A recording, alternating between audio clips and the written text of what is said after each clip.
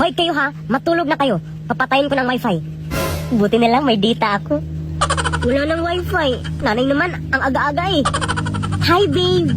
Hello babe. Babe, para kang tae. Ha? Bakit? Hindi kasi kita kayang paglaruan. Ay, ano ba babe? Michael, bakit kang gising? Nitik na ako. Ayaw mong gumising ha?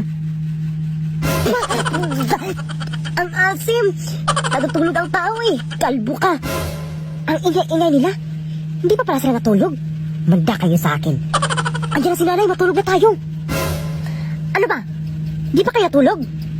Ay, tulog na pala sila. Sa wakas, makapag-tiktok na din ako.